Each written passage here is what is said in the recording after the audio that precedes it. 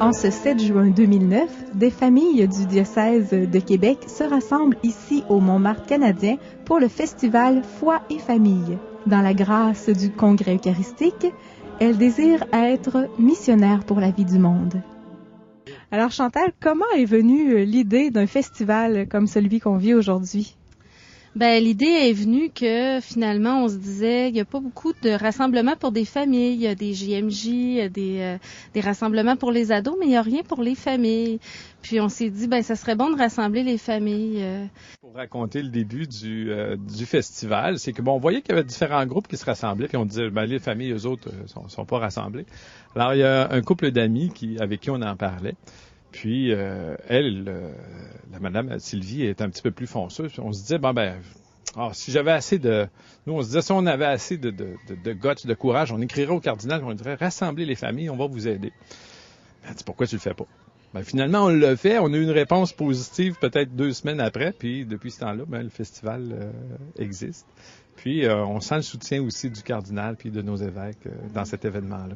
Les objectifs de la journée, je vous dirais que, puis c'est comme ça à chaque année, c'est vraiment de rassembler les familles, puis de donner aussi aux familles qui n'ont pas de groupe d'appartenance, peut-être aussi de pouvoir en rencontrer d'autres, parce que cheminer tout seul, c'est pas évident.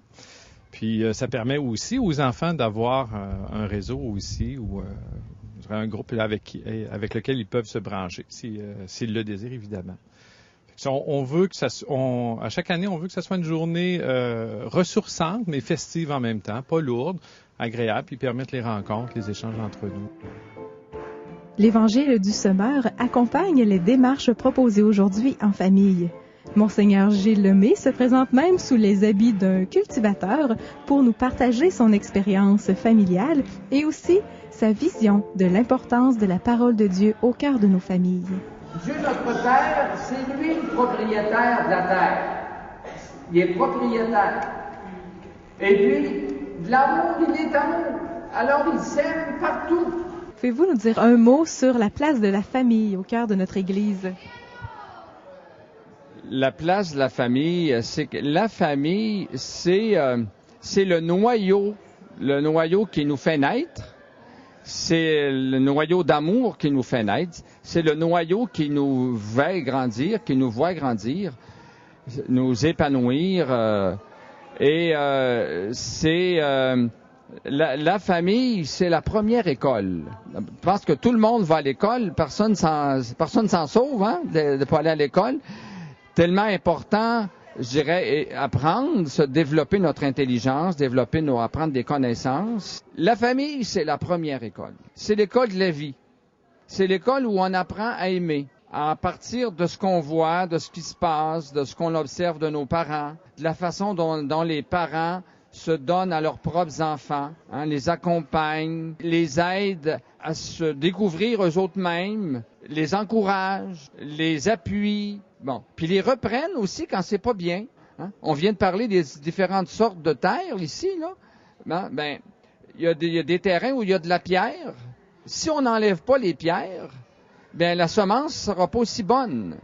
Ça va à peine pousser, puis ça risque de sécher parce qu'il y aura pas de manquer d'humidité dans le sol.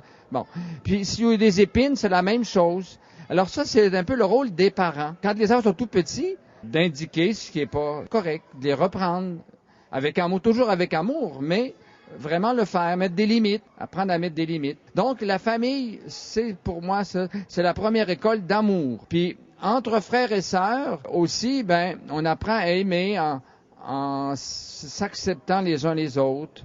On apprend de accepter nos différences. Puis les parents aussi nous aident là-dedans. Si on se sent aimé, si chacun des enfants se sent aimé pour ce qu'il est, à ce moment-là, ça évite des jalousies. Alors donc, on apprend aussi à partager, on apprend à rendre des services, on apprend à travailler. Donc c'est une école d'amour. Puis la famille aussi, ce qu'on souhaite, c'est ça, que ça soit une école de foi. Des familles chrétiennes. C'est là ça prend l'étiquette de chrétien, le mot Christ. Alors ça, c'est une famille où, au cœur de la famille, Jésus le ressuscité, le vivant, est là présent. Puis encore là, c'est la foi, c'est les parents par leur foi qui le rendent présent, qui le nomment, qui lui parlent, hein, la prière en famille, entendre les parents prier ensemble, puis après ça, les parents qui prient avec leurs enfants. Les connaissances, c'est quelque chose, mais il faut que ça redescende dans le cœur. Puis ça, c'est la prière. C'est quand on s'arrête, puis qu'on demande l'aide d'Esprit Saint, c'est là que l'Esprit intervient, hein. L'Esprit, justement, révèle à notre esprit que nous sommes enfants de Dieu, nous dit Saint Paul. Hein? Donc, l'Esprit Saint travaille pour que ce qu'on a appris ici, ça descende dans le cœur, que nous aider à préparer notre cœur, que notre cœur soit comme une bonne terre pour accueillir la parole.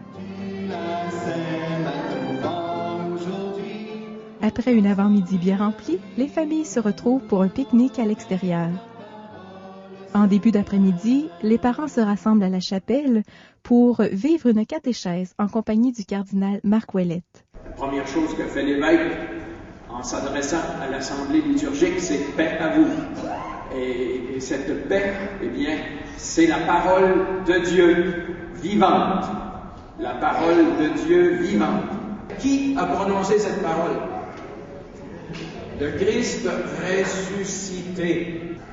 Et c'est donc lui qui apparaît et qui nous parle, qui nous dit « La paix est avec toi, je t'absous de tes péchés ».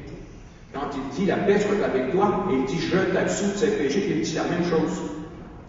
C'est l'effet de l'amour divin qui nous refait un cœur et une âme. Ce que Jésus prêchait, voyez-vous, eh bien l'Église continue à le prêcher.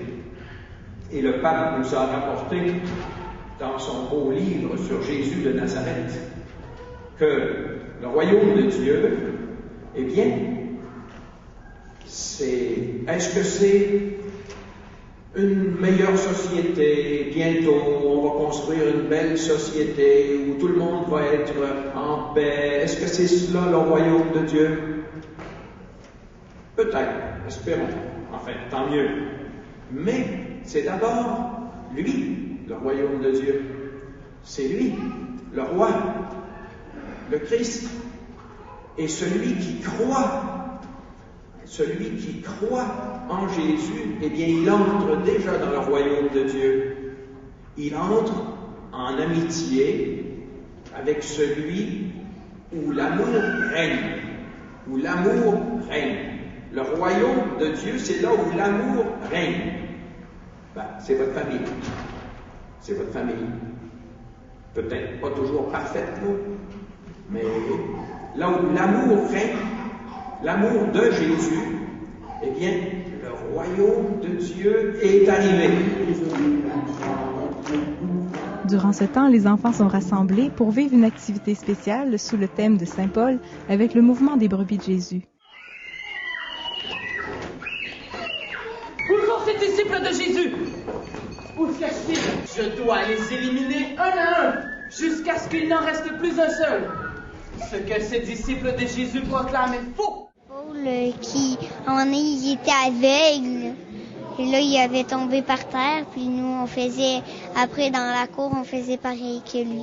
Toi, Alexandra, qu'est-ce que tu as aimé aujourd'hui? Qu'est-ce que tu as fait? Ben, nous autres, on a fait un rallye à l'extérieur avec les ados.